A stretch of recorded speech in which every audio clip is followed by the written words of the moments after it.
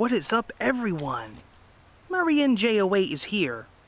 And you're thinking to yourself, wait a minute, did I just click on a video game review? You did. I am outside in northern New Jersey on this beautiful spring, May day. It is finally getting nice and green here, and I figured, you know what? I'm really into these vlog style videos where I take my camcorder around New Jersey and I show you guys different things. And I said, now that it's getting so nice out, I'm going to step outside and maybe do one of these video game reviews outside so you guys can see the beautiful nature of how everything is getting nice and green. We're going to walk around, we're going to do some hiking, we're going to do some walking, you know, this, that, and the other thing. It's going to be awesome. I hope you join me. And I want to kick it off with this video game review because I have a lot of things to say about this game.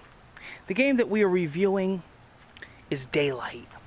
And what better way to review Daylight in awesome daylight, because you're not going to find it in the game, that's for sure. Let's talk about that. So, Daylight is an indie game by Zombie Studios. It is a digital-only release. It is a survival horror game, much in the likes of Outlast that we recently played. And, as far as if it's on the same caliber as Outlast, well, we're going to get to that. There's a lot of things this game does right, but there's a lot of things this game can do better and does wrong.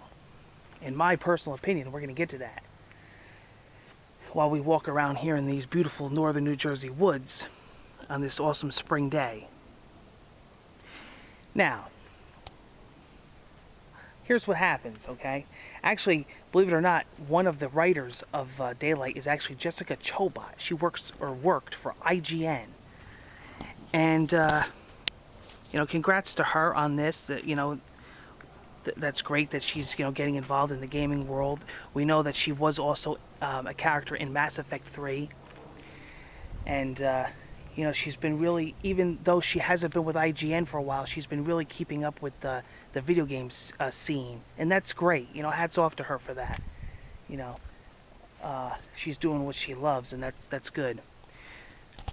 Now, basically what Daylight is that you walk, so the whole premise of the game is this. Now, you have a cell phone that you use for light, and you also use it for a map. Now, in Outlast, I'm going to do a lot of comparisons. In Outlast, you had a camcorder. You actually had to go around and you had to find batteries. Now, in Outlast, you have to find glow sticks. So your cell phone pretty much never runs out. It's pretty much always on. And you're using it, like I said, for your map to find key points of the level. So, you know, you don't get lost, which you still do tremendously. This game is very, very, very dark. And a lot of the places look the same. And you're going to find yourself pretty much going in circles in a maze. And what you do is you're collecting these remnants. Pretty much what happens is that as you collect these remnants, you're finding out more about the story. It's telling you the background. It's telling you how this all came to be. You're keeping these remnants. You're looking at them. You're reading through the story. And you're finding out as far as the backstory through notes.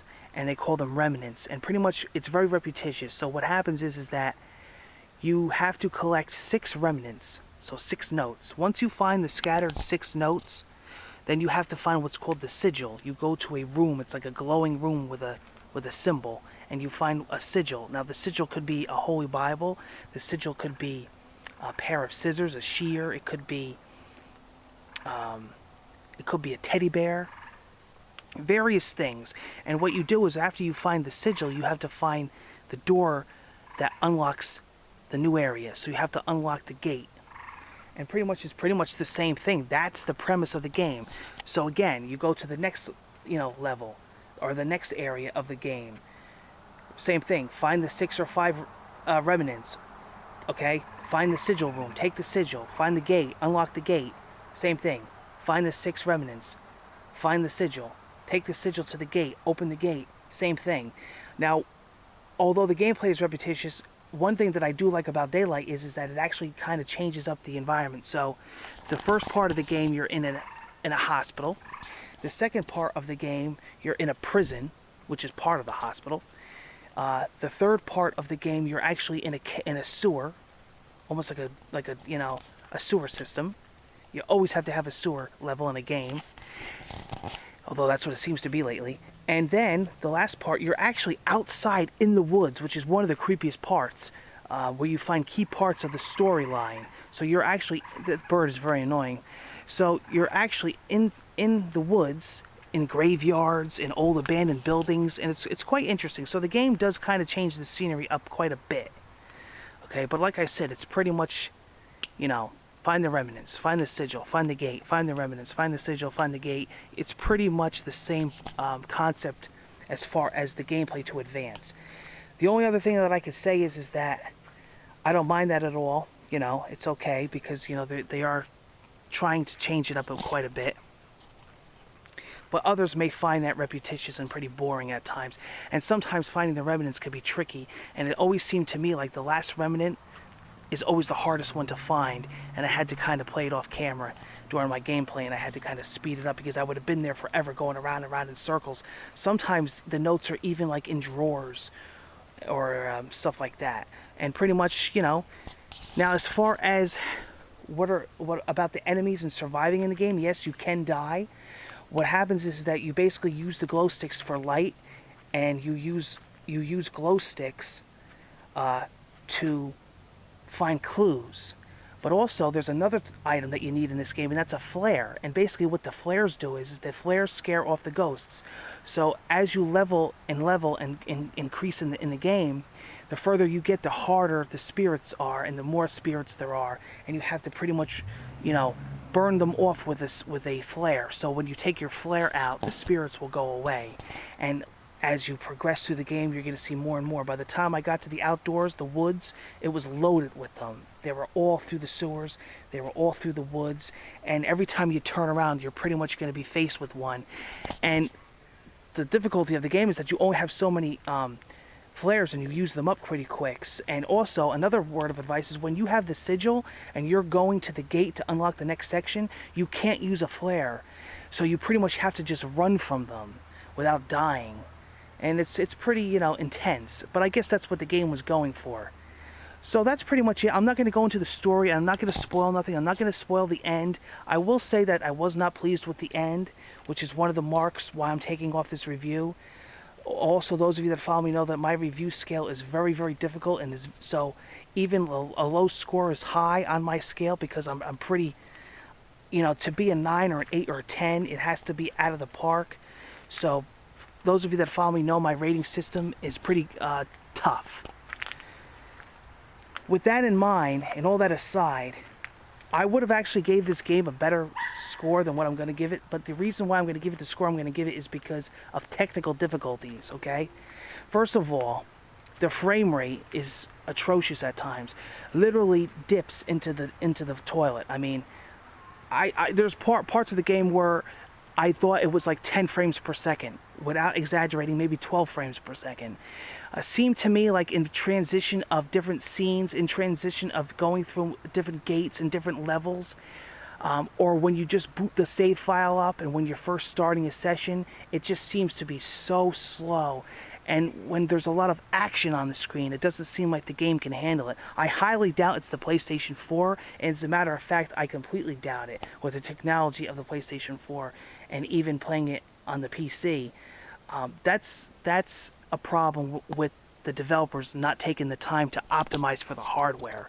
I mean, I understand it's just a little indie developer, but I mean, still, you know, if you're optimizing for this game, you're optimizing for the platform, it should work flawlessly on the platform. And the frame rate was a problem in this game. Most of the game is decent. I mean, it's a very playable. It's nothing like, you know, game-breaking bugs, but it is an annoyance, and it takes you out of the immersion, and it takes you out of the game, in my personal opinion. The only other thing I could say about that is that the load times, okay? Another problem I had, the load times are extremely, extremely slow. Meaning, if you load an 11 megabyte file, your save file, okay, when you save and you want to continue, when I was on stream and I would take breaks and I would go back to playing the game, okay, when I would load my save file from the previous session, sometimes it would take like 10 minutes. I mean, it's unbelievably slow. So more so, you know, I'm not looking for nothing groundbreaking when I review a game. A game should be reviewed on what it is and what it's supposed to do. And the game isn't bad at all. The game is actually pretty decent. I don't mind the game. It's actually the technical difficulties of the game. And a lot of these things I believe should have been worked out a lot better. Also, there's a couple little glitches too. Like you may see a ghost, she may be on the side of you, and then she actually sticks there and she freezes there. And like even when you turn around, you'll hear her scream with the flare, and she'll disappear, but then she'll reappear again, but it'll be like glitched. That, the frame rate, and the loading times were the three things that bothered me with this game. I mean, the sloppy storytelling, you know, the ending, that all accounts also, but I could deal with that, you know. It's an indie game. It's nothing, I'm not looking for nothing to be groundbreaking. You know, it's a survival horror game. How many, you know, how much story and how many areas can you pretty much go with that? Not much. So, in that regards, it's fine. I don't mind it at all. It's the technical hiccups that get me. And I'm going to give Daylight a 5.5. That's decent. I might have even given it a 6. I actually would have gave Daylight a 6. But the reason why I'm not going to give it a 6 is because of the technical hiccups, the frame rate drops, the glitches, and the loading times. The loading times were actually the worst. I could even deal with the frame drops. It was the actual loading times. The loading times were ridiculous. And you want to see the proof is in the pudding. Watch my playthrough. I did a complete full playthrough to the beginning to the end, live on Twitch and live on YouTube. You guys could see it, and you'll see most of it I cut out, but you'll be able to see a lot of the glitches and a lot of the loading times, and you'll see it all on my channel. You can definitely see it through the playthrough. You're gonna say, "Holy shit, Sean, you're right. Wow, look how long that takes to load," or "Look how the frame drops. The frame rate is dipping." You're gonna see it. You know, it's all live recorded on YouTube and Twitch. So there you go. The proof is in the pudding. And that's one thing about my reviews is that, you know, I take my time. I have the proof. I play the games. You see me playing them, and then I review them. And that was my experience with Daylight. So not a bad game. Would have gotten a 6, which is very good, you know, in my opinion. Does it live up to Outlast? It does not. But you know, it's different. It's a different experience, in my opinion. Outlast was a gem, in my opinion. It was a phenomenal game, and I had very little technical issues with Outlast.